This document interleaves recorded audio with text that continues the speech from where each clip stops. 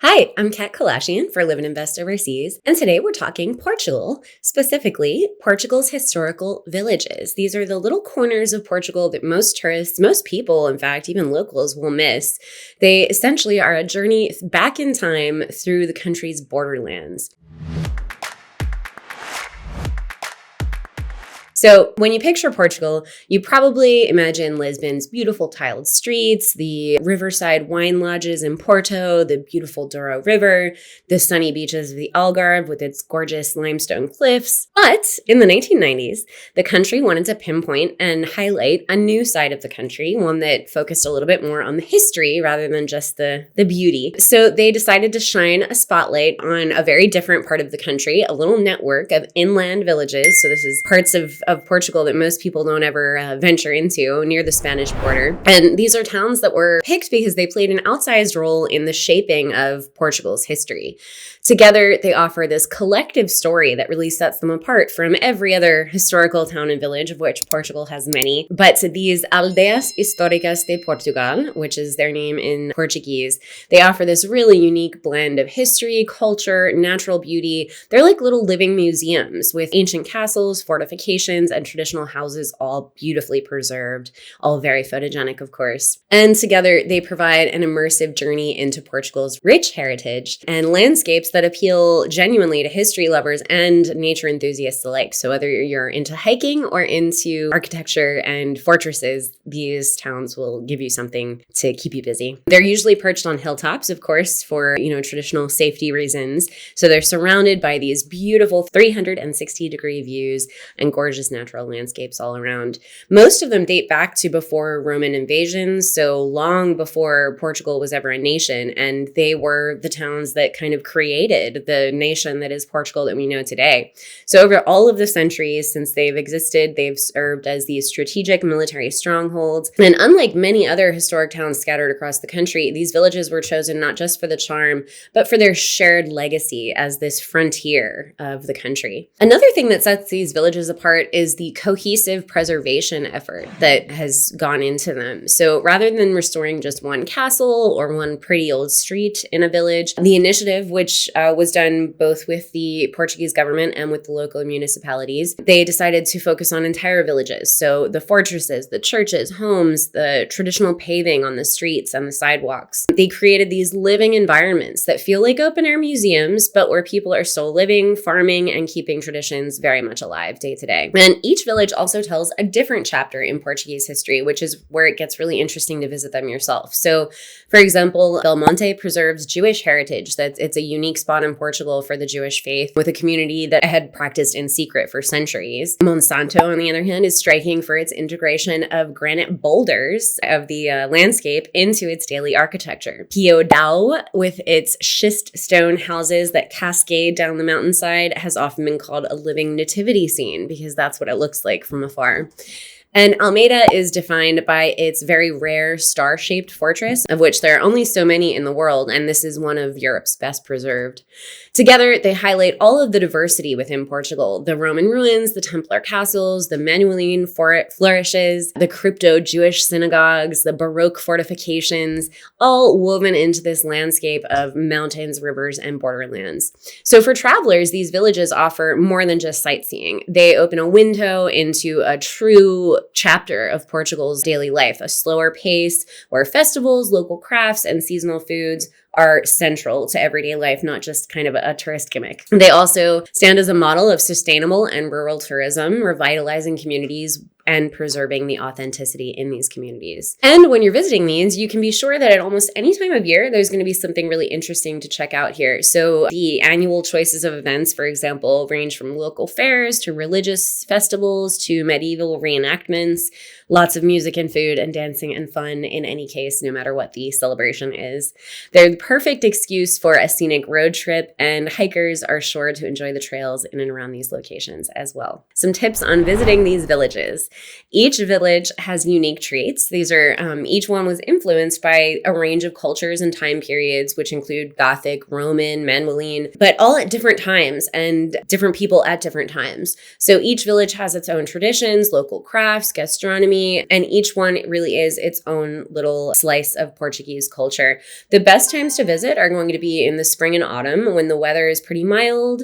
And this is the time when the natural landscapes are at their most vibrant. You know, in the fall, things are changing colors. In the spring, everything is blooming. The summer months can be hot and dry, especially in inland areas. And in the winter, it might just be a little bit rainy sometimes. This is definitely a part of the country that can get more rain than you might be expecting in the south, for example. When it comes to getting around in these villages, most of them are best explored on foot. They're pretty small. They've got narrow, winding cobblestone streets. Definitely wear some comfortable walking shoes. And my recommendation also is to go into this supporting local businesses as much as possible, because that's the idea behind revitalizing these communities, is to revitalize these communities, economically speaking as well.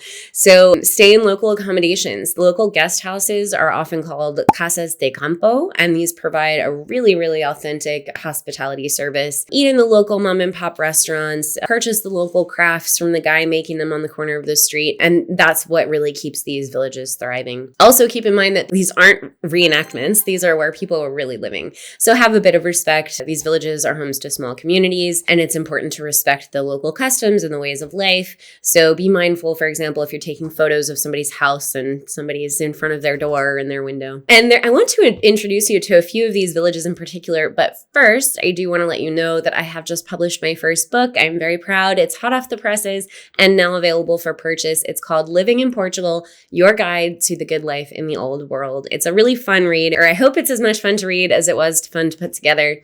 It's a collection of 173 insights, anecdotes, secret places revealed by locals, my friends, expats on the ground who've been there in years in Portugal, and people whom I've come to call my friends over the last 15 years of spending time in Portugal. So with this new book, you'll learn where the expats go, where the locals go, where you can build real friendships, celebrate festivals that only locals know about, go to the little corners of the country that only the locals spend time in, and the kind of insights that are only shared among locals between expats and people that are already spending time there, things that you won't find in the guidebooks or find online. It's a key to slipping behind the curtain, a little bit like we're talking about in today's video, getting behind the postcard of Portugal. You can claim a free copy of that book today while supplies last. We're giving away a few copies in celebration of its publication. Click that link on the screen to find out about that offer. All right, so let's talk a little bit about some more specific little towns that you might be able to get to. So they can be split up into a few different categories. The first one we'll call frontier fortresses. These are the guardians of the border, the Spanish border, that is. So these villages really embody Portugal's military past, with castles and fortifications that were built to defend against the invasions from neighboring Spain over many, many centuries. So Almeida is one of probably the most famous, especially when it comes to aerial views. This masterpiece of a star-shaped fortress design with its underground passages and military museums is really stunning. So much fun, even for little kids to go wandering around in these little underground passages. Another is Castelo Rodrigo, which is perched very, very high with sweeping views all around. It is a ruined palace, and its defensive walls speak of all of those centuries guarding the frontier. The Linares da Beira town is overlooked by a giant granite castle, and it's also known today as a paragliding spot. And Trancoso, which is actually the only city on this list, it has since become much more than a village in the centuries since its walled medieval town first was built. But the medieval town still exists with its walls, with 15 towers, and Trancoso is very famous for fairs and the legends of Jewish and Christian coexistence in this part of the country. Number two, this is the second category of these towns. They focus on the Jewish heritage of Portugal and the crossroads of cultures. So these towns have preserved traces of Portugal's Jewish past alongside Roman, Moorish, and Christian influences for centuries. So Belmonte is home to Portugal's most famous Jewish community. It is still practicing ancient traditions after centuries of secrecy and forced conversions. And it's also the birthplace of the famous explorer Pedro Álvares Cabral, who was one of the first and most important explorers of the Age of Discoveries. Idana Alvela is a former Roman civitas, and it was later a Visigoth, bishopric with ruins, inscriptions, and an early Christian baptistry. So really interesting little slices of religious history here in this part of the country. And finally, in this category, we have Marialva, which is an atmospheric hilltop town with castle ruins, Roman roads, and evidence of multiple layers of occupation, which is fun to be able to see. Number 3, I would say, is the villages in stone. You could call these the little timeless stone villages. These stand out for their preserved architecture and layout. So not just the buildings and the architecture in the town, but the town itself, the roads, the layout, the plazas, etc. And they almost feel a little bit otherworldly sometimes. They can be a little bit haunting with these really close recollections of the past. So one of these is Monsanto. Houses here were built into giant granite boulders, and it's been sometimes called the most Portuguese village in Portugal. So definitely one to try and spend some time in if you have some time to get there. Sortela is another town in this category. It is entirely encircled by walls, and the granite houses feel untouched since medieval times. This is definitely one of those haunting feelings when you go to visit this place.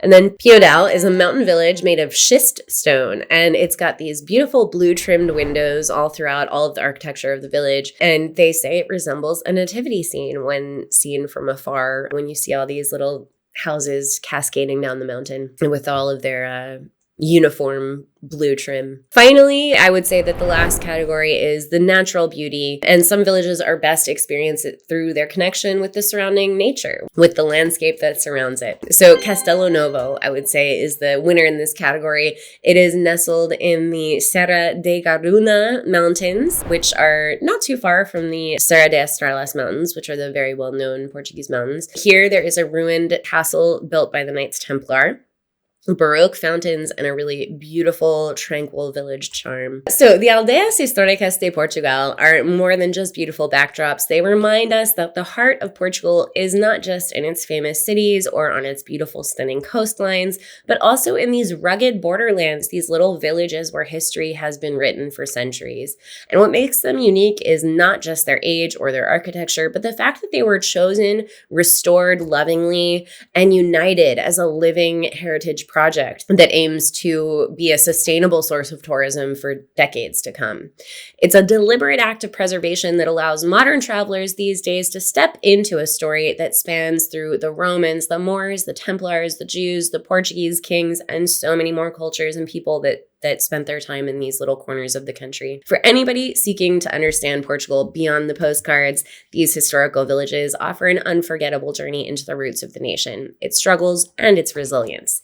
Visiting them, much more than a sightseeing trip, it's an opportunity to really connect with Portugal's roots and immerse yourself in the diverse landscapes and timeless traditions of this beautiful country. So if you want to get beyond the tourist hubs, the Portuguese historical villages are ideal for exploring this country's rural heartland. And for more insights on Portugal's culture and how to avoid the typical tourist sites and traps, check out my new book, Living in Portugal, Your Guide to the Good Life in the Old World.